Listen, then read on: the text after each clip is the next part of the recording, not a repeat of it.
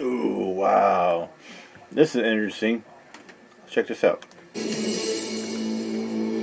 ESPN reporter Rachel Nichols losing her gig for the NBA Finals after calling out the network's history on diversity in a private conversation recorded more than a year ago.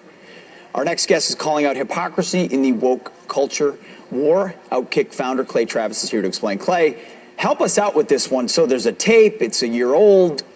She's claiming she may not get the gig on the NBA Finals because of the color of her skin, and another co-host, and then she doesn't get the gig. What do you make of this?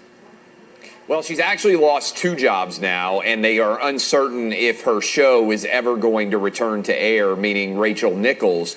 And this has all come out of a tape that was made over a year ago when she was inside the NBA bubble. Rachel Nichols did not know her home camera there in the hotel room was on and had a conversation about being replaced by Maria Taylor, a black woman, and said the reason why she was losing her job was because of ESPN's issues with diversity, implying quite clearly that Maria Taylor was getting her job because of the color of Maria Taylor's skin. Now, what's ironic about this is Rachel Nichols has always been super woke publicly. She praised the NBA over the disastrous decision to move the All-Star game out of Charlotte, North Carolina, over a transgender bathroom bill. She has lectured the rest of the American sporting public for a long time about diversity and inclusion issues. But then behind closed doors, suddenly she appears to be something that she has claimed not to be, and/or the hypocrisy finally reveals itself, which is, as you guys know, many of these super woke white people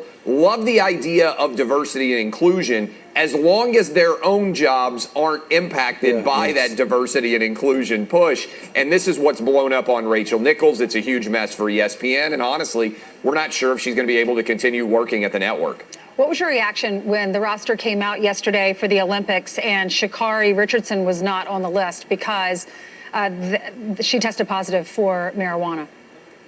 I think it's a ridiculous decision, and I've been on this train for a long time. If you want to test for performance-enhancing drugs, I think that makes a total amount of sense. It should happen.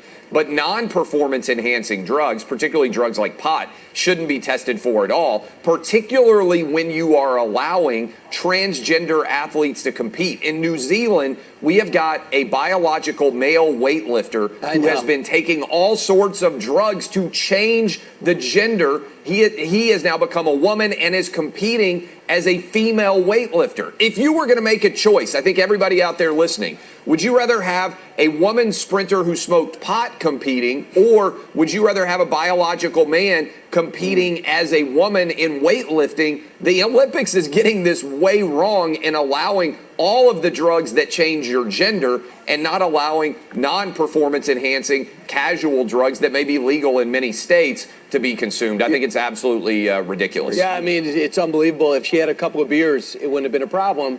And regardless of how you feel, half the country allows it.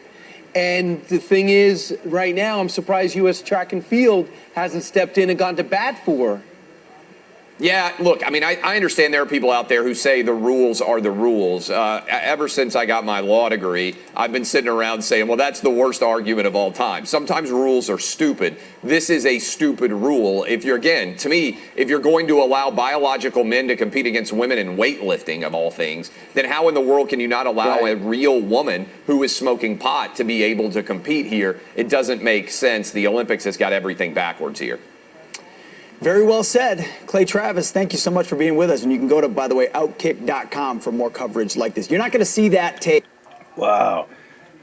You know, I guess, well, a couple things. You know, I guess, number one, I guess it tells you, it goes to show you, I guess free speech is not really that free, you know. your own comments, and it can, have repercussions. It can cost you.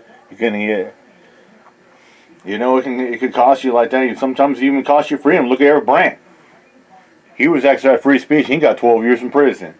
And another story is, it's okay for, like you said, it's okay for a fucking dude to be jacked up on hormones and testosterone and steroids to change to a dude. I mean, he's fucking shooting fucking dudes in the fluids like that and have a hormone change. But some chicks smoking a little pot, it's legal in 20 fucking states. I mean, what the fuck is the world coming to? Think about that for a second. And with that said, I'm out of here. Mike Joe, peace out.